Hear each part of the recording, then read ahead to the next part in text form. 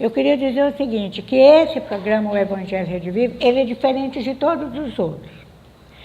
É diferente porque quando eu fui para a FEB, em 1980, eu já frequentava a FEB, mas como trabalhadora, com compromisso de realizar uma tarefa, o meu trabalho no início eu fiquei no jovem, mas fiquei pouco tempo na turma do jovem, na supervisão do jovem, e fui para o estudo relacionado ao adulto, que é a minha vocação, né? Eu sempre gostei mais de lidar com o público adulto.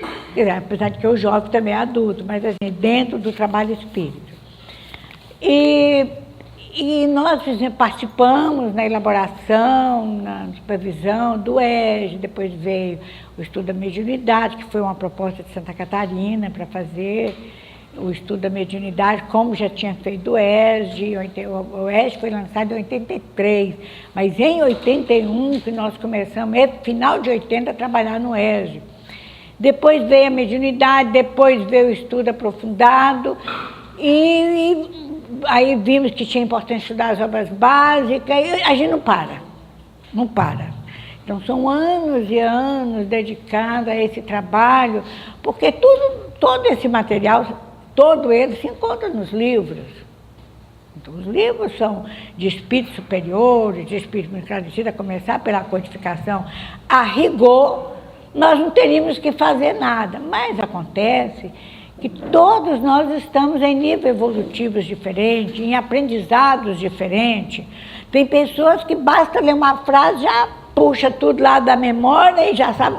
Outros, é a primeira vez, é o primeiro contato, tem muita dificuldade. Então, aqui nesse momento, eu vou dar para vocês uma ideia geral do que é o Evangelho Rede Vivo e de 2017, de setembro de 2017, como nós andamos e o que saiu finalmente, o programa final, que já vai sair a publicação. De 2017, 2018 foi a testagem, acompanhada, avaliada, e agora vai sair finalmente, construir, foi uma construção coletiva. E agora, se Deus quiser, agora em julho, nós vamos lançar o primeiro livro. Como a proposta é estudar o Novo Testamento, à luz da doutrina espírita, nós começamos com esse programa introdutório para explicar toda a metodologia, tem que ter ele. E já fazendo exercícios práticos. Depois a gente vai ter o livro de Mateus, o Evangelho segundo Mateus, o Evangelho segundo Marcos, vai até Apocalipse. Até o Apocalipse de João. O maior deles é o de Mateus, que são 27 capítulos. Depois que a gente conseguir passar para Mateus, a gente vai correndo para os outros. Então, eu vou dar uma explicação geral para vocês terem uma visão panorâmica. E até o final do dia, com as oficinas e tudo que nós vamos ter, a gente vai ter uma visão cada vez mais específica do trabalho. Por favor.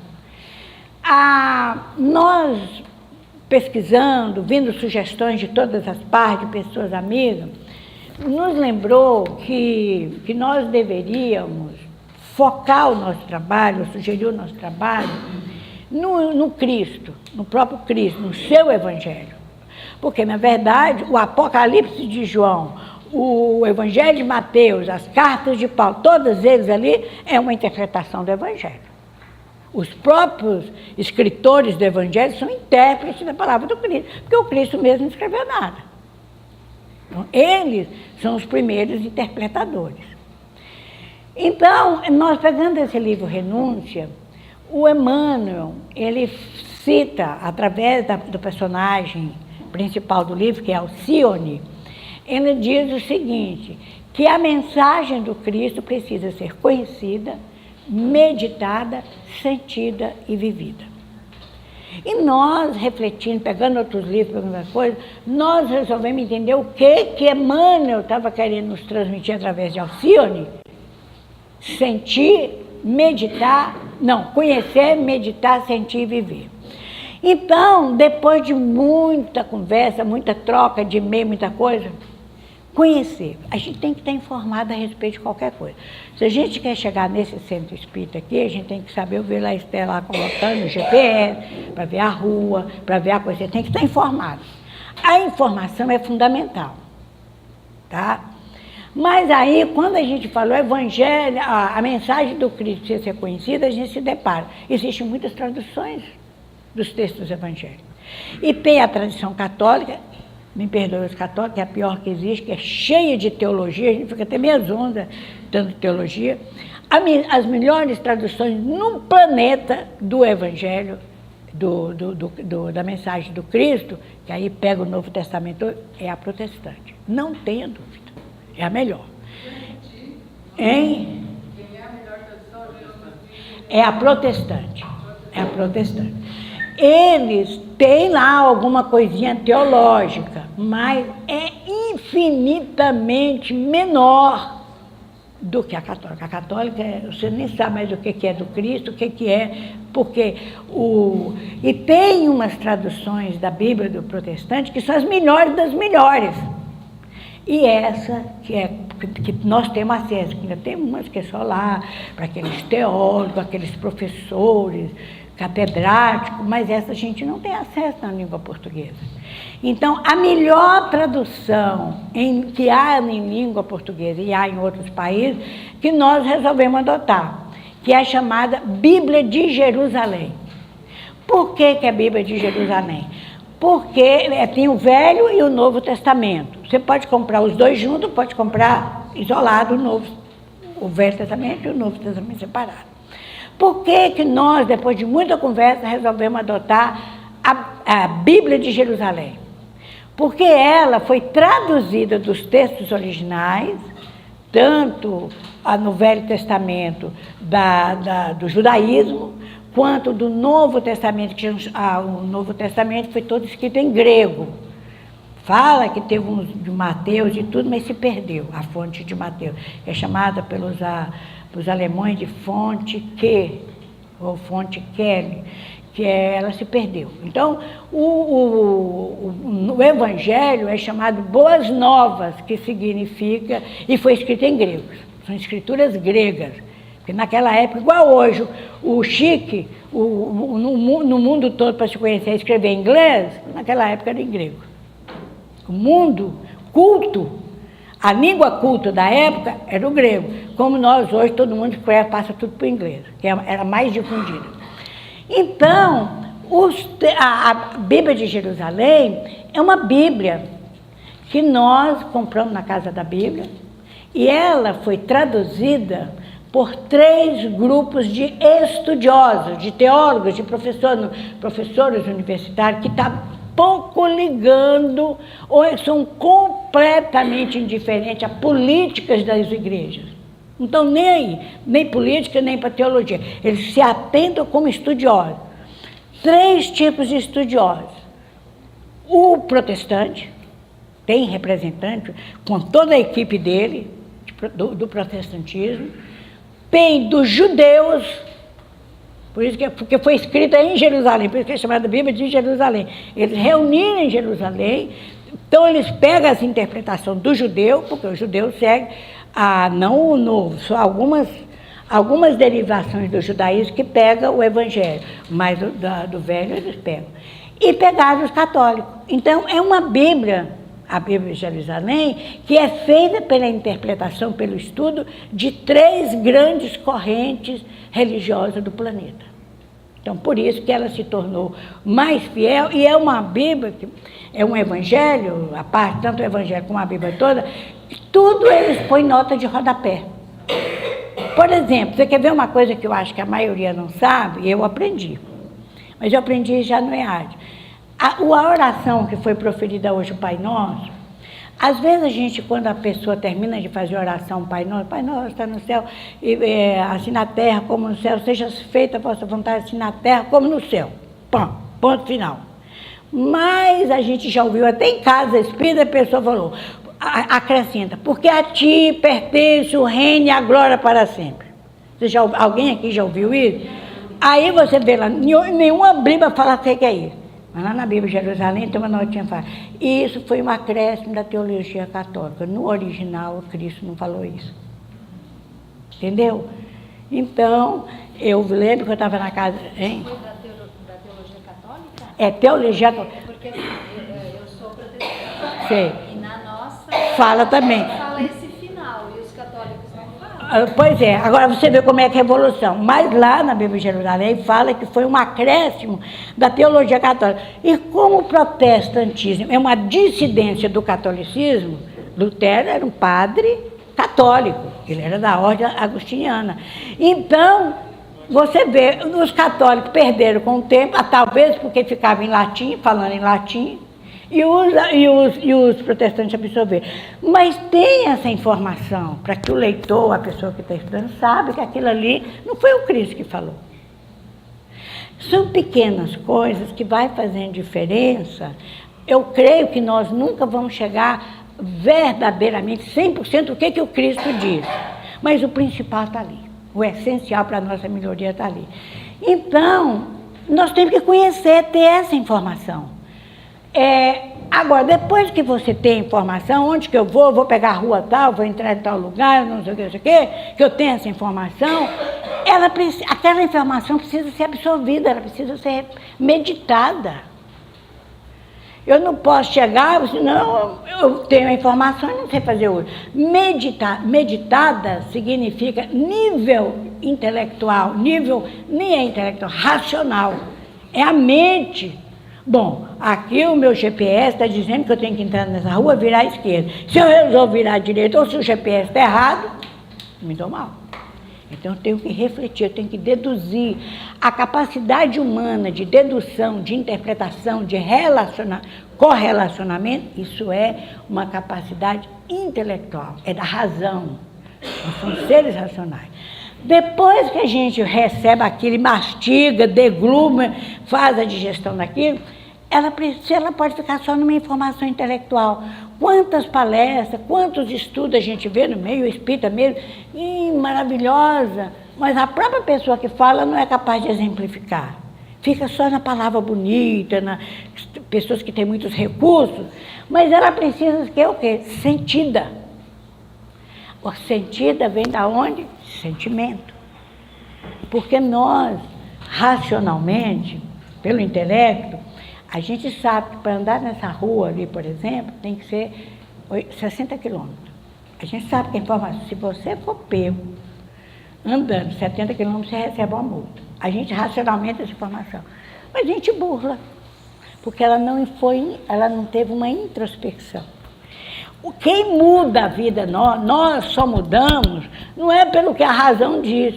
Se fosse isso, o Brasil não estaria nessa situação. Porque a lei diz o que não deve fazer. E por que está? Porque o que nos muda, o que nos transforma, é o sentimento. Quando a gente começa a sentir, a gente começa a ponderar entre o bem e o mal. A gente começa, não, eu tenho que ter moral. Então, o sentimento é que faz com que a razão execute o que ela indicou como certo. Só o sentimento. Então, Emmanuel fala que a gente precisa sentir, conhecer, meditar, que vê que é uma coisa certa e errada, os prós e os contras, sentir, emoção, sentimento, e vivida. A vivência é uma coisa individual. Mas se nós conseguirmos, nesse estudo, chegar até o sentimento, nós ganhamos. Olha, estamos com aí muito bem, daremos um pulo evolutivo, um impulso evolutivo. Porque a vivência, nós não podemos dizer para você, vai fazer o bem, você pode obrigar a pessoa, mas a pessoa no íntimo, ela não está vivendo, ela está fazendo porque ela está subjugada. Entendeu a diferença? Então a vivência é individual, é uma decisão individual. Então, vamos ver o próximo. Por isso que nós pegamos esse ensinamento do Emmanuel como a bandeira, vamos dizer assim, é o que abre todo o estudo. É o que a nossa meta é do conhecimento à vivência. Agora, o que é? É um programa de estudo continuado, quer dizer, sequencial da Federação Espírita Brasileira, cujo foco é o próprio Cristo, guia e modelo da humanidade terrestre, como está no Livro dos Espíritos, que ele é o guia e modelo da humanidade. Então, nós já estamos fazendo aqui a correlação. Quando a gente está nesse 2 anos quase, que nós testamos esses programas, nesses projetos pilotos espalhados para o Brasil, uns estão mais adiantados, outros menos adiantados, quer dizer, o que aconteceu? Nós passamos por muitas situações, algumas bem desafiantes. Nós temos pessoas que vêm e conhecem tudo, tem uma cultura maravilhosa, fala de tudo, mas quando chega na hora do sentir, uns 5 minutinhos, 10 minutinhos. Como é que você vai querer fazer uma transformação, que é o que vai mudar o seu comportamento em 5 minutos? Então a pessoa contava a história, o significado da palavra no hebreu, o significado da palavra no grego, e ficava aquela coisa. É bonito isso, essa informação é bonita. O que aquele cargo é. Mas na prática, no dia a dia, era uma informação histórica, que estava ainda no primeiro, precisa ser conhecido. Mas não passou dali, é uma informação. Então, nós temos o foco em Jesus, o nosso guia e modelo, como diz os orientadores da codificação. Então, nós vamos ter que sair atrás dele. Próximo. Agora, nós temos alguns princípios norteadores. Isso aqui, gente, foi feito por várias pessoas, no Brasil todo, que mandava ideia. Será utilizado o método de análise versículo a versículo. Isso foi revisado, a última revisão foi em fevereiro de 2018. Isso era um projeto, e ainda é, porque não saiu a publicação para virar programa. Então, você vê que aqui em Santa Catarina, dos lugares, tem projeto piloto. A análise, nós queríamos estudar, porque todo mundo, não, vamos estudar versículo a versículo de cada livro. Aí outros reclamavam, imagina, quando chegar no Apocalipse, já desencarnei, já voltei de novo. Eu falei, eu que estou mais para lá do que para cá, biologicamente falando, eu já vesti logo a carapuça.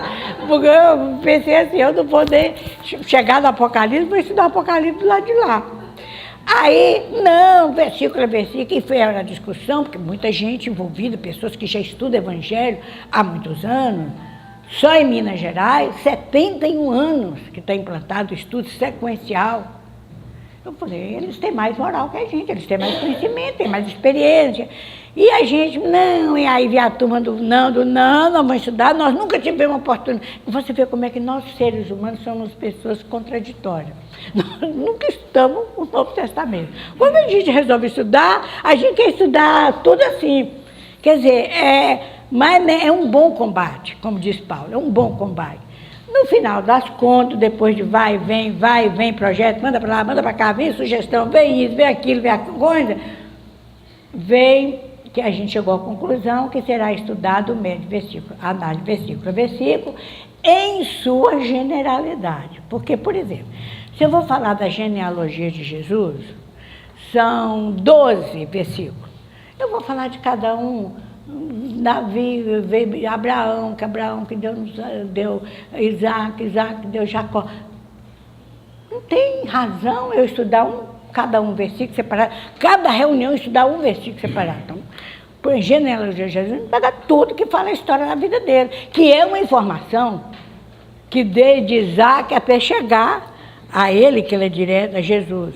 Aí a gente começa com os estudiosos, e tem excelentes estudiosos, nossa senhora, como eu passei a respeitar esse pessoal de origem protestante, como eles são sérios nas pesquisas deles. Então, não é que os outros não sejam, mas eles são assim, firmes. Então, aí vocês têm, por que o Evangelho de Mateus é baseado, começa com a genealogia de Jesus, que Jesus é descendente direto de Davi, focou o homem, Jesus, a pessoa. E por que no Evangelho de Lucas ele focaliza, ele não faz a genealogia, ninguém faz a genealogia, só Mateus, que era bem hebreu, bem judaísta mesmo.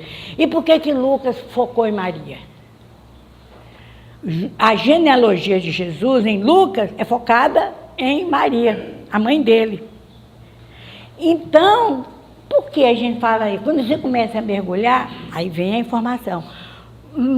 Tinha que ser Jesus, porque tinha que ser, quando a gente vê nesses países que tem reis, que tem conde, que tem isso, existe a realeza, que é o imperador, que é o rei, a família real, é a realeza.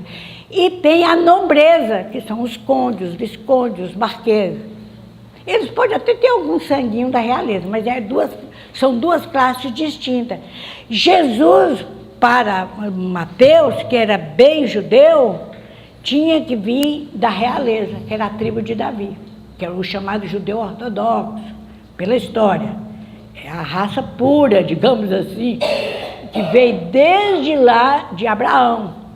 Já Maria, a mãe de Jesus, aqui no plano físico, Maria, ela tinha por parte de um membro da família paterna uma descendência da realeza, mas por parte de outro genitor, não era da nobreza, não era da realeza.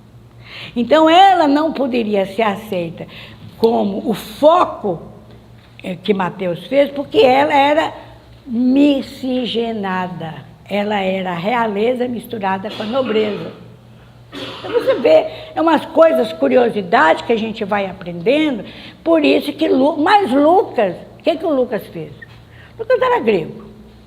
Era dominado pelos romanos, apesar de ser muito mais culto, mais inteligente que os romanos. Tanto que os gregos eram escravos, que eram eles que educavam os romanos. Eram professores dos romanos, dos filhos dos romanos. Mas Lucas seguiu a tradição do judaísmo, que tem o que está escrito e tem a tradição. Na tradição do judaísmo, quem dá o nome de família, na nossa tradição ocidental, quem é que dá o nome da família? É o homem ou a mulher? É o homem. Então, a gente casa, hoje em dia não é obrigatório mais, mas pode mudar até de nome. A minha sogra, por exemplo, eu vim saber que o sobrenome dela depois de muitos anos de casado, porque ela tirou todo o sobrenome do pai e da mãe dela e ficou só com o sobrenome do marido. Eu até falei, vocês são parentes? Ela e o marido falou, não são parentes não, porque era uma tradição. A mulher, aliás, nem era obrigatório a mulher se registrar. Se ela era católica, tinha na igreja, no batizado. Então, mas a tradição do judeu, quem dá nome à família é a mulher, não é o homem. Foi o que Lucas fez. Então, o judeu, qualquer sobrenome judeu que existe por aí, a primeira pergunta que a pessoa quer se converter ao judaísmo, a primeira pergunta que faz, qual é o nome da sua mãe ou da sua avó, é lado feminino. Ele não pergunta do masculino. Você vê que coisa. Então, Lucas pegou essa tradição, apesar de Maria ser mestiça.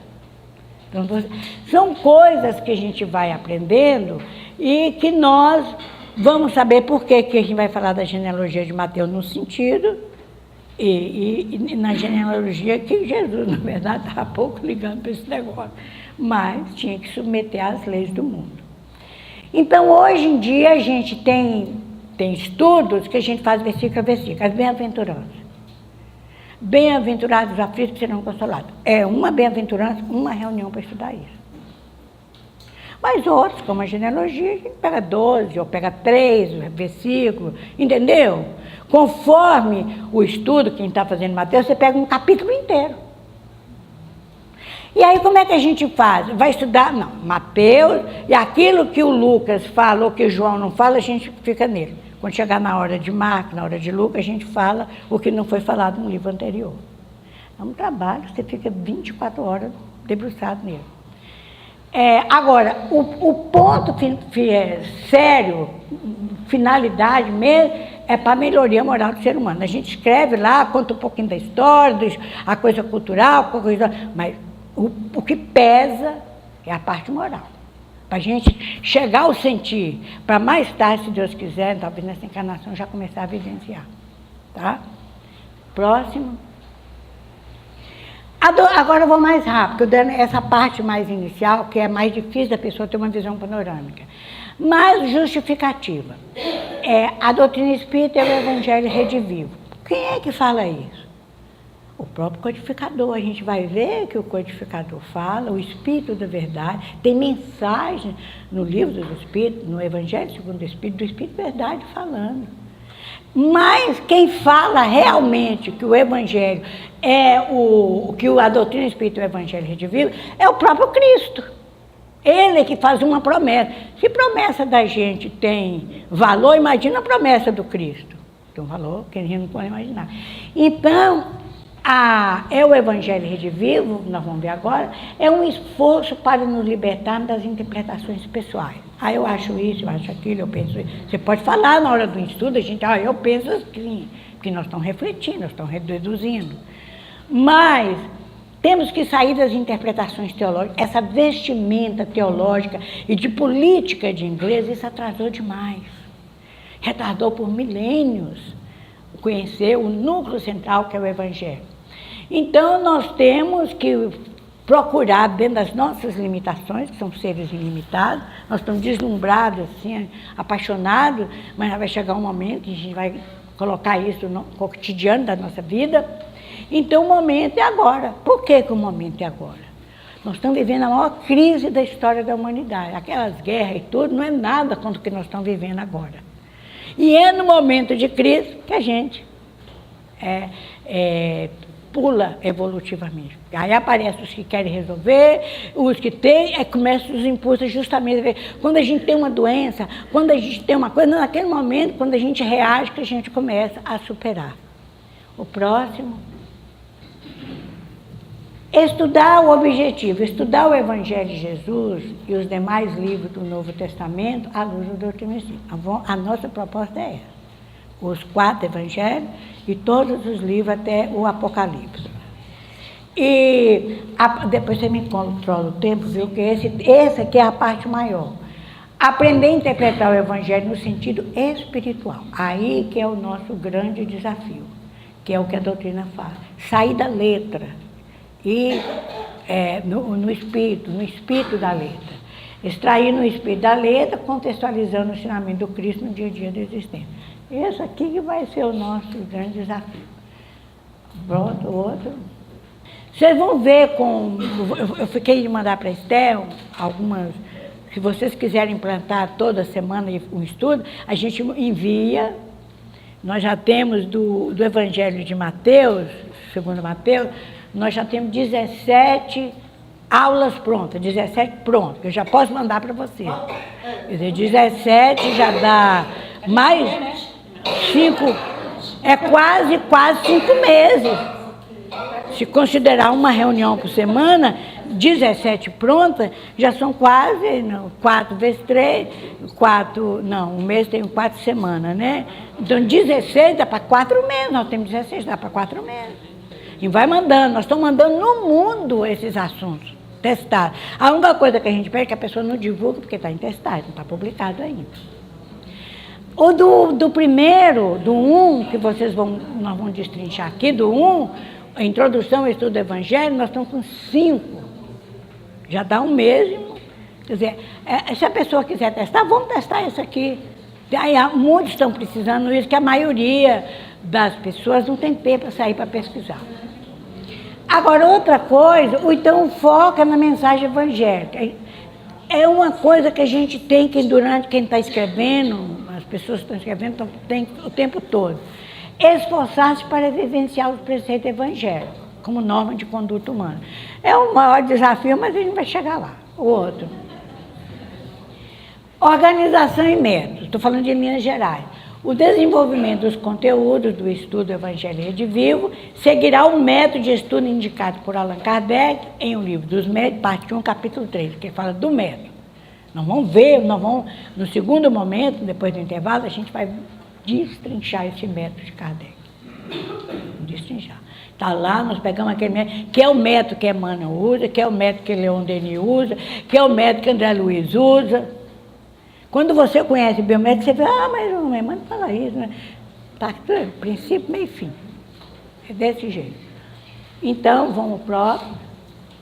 O método kardeciano, ele está fundamentado na dialética socrática. Quando nós escrevemos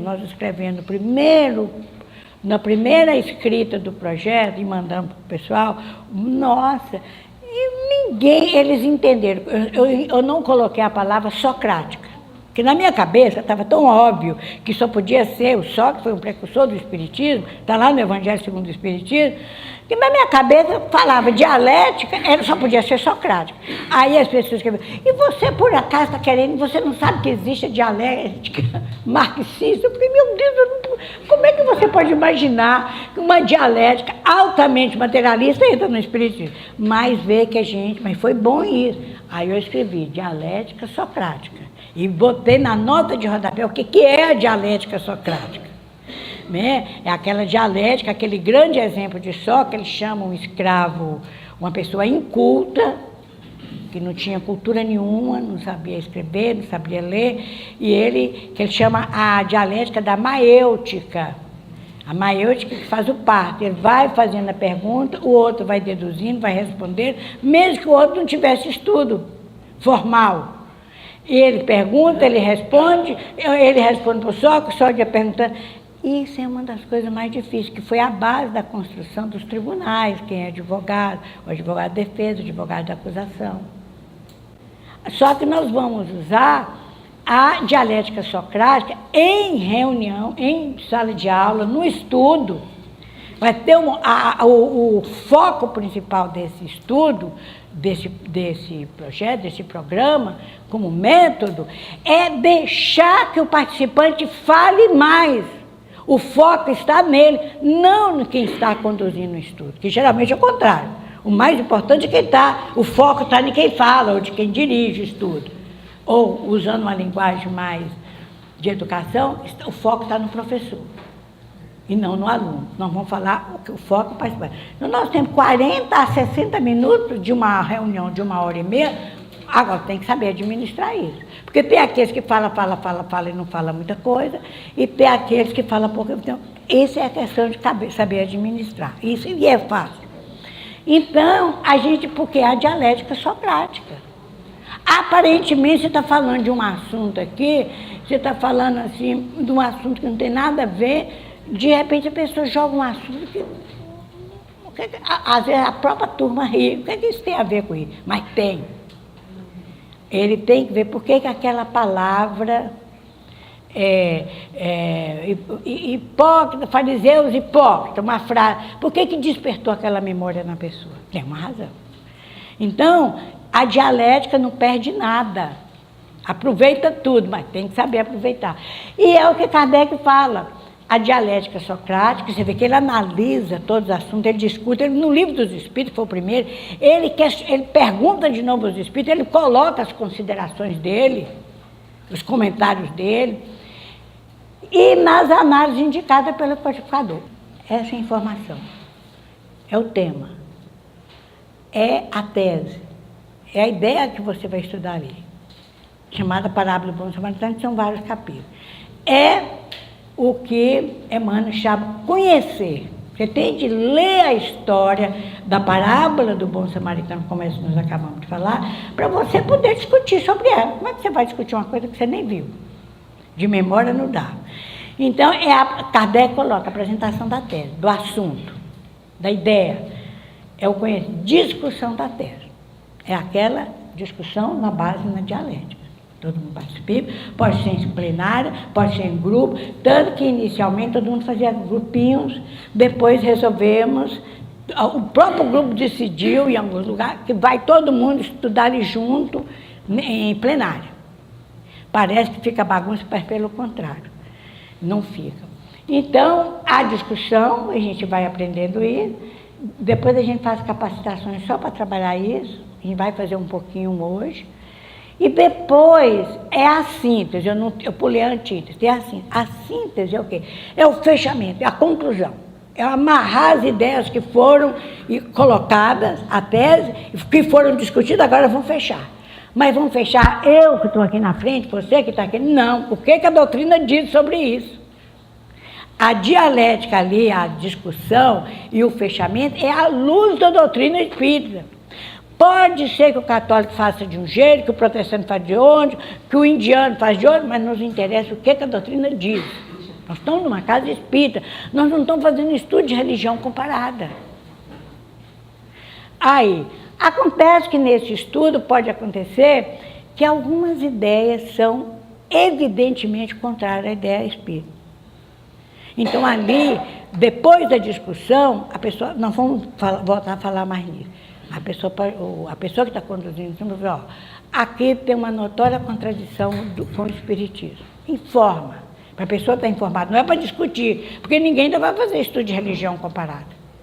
Ó, os nossos irmãos evangélicos, nossos irmãos lá da Índia, nossos irmãos da China, pensam assim. Bom, só para a pessoa estar informada. Mas o espiritismo diz isso. É a chamada antítese, quer dizer, contrária à tese. São ideias que contrariam o tema que está estudando. E a síntese? O próximo. Acabou. Então, aqui vocês tiveram uma visão bem panorâmica, com livro. Eu já falei que a Bíblia que nós vamos adotar de Jerusalém, nós temos, depois nós vamos falar mais quais são os livros e por que nós escolhemos. A ideia é centralizar em todos os livros que falam sobre o assunto que a doutrina espírita nos fornece e livros não espíritas.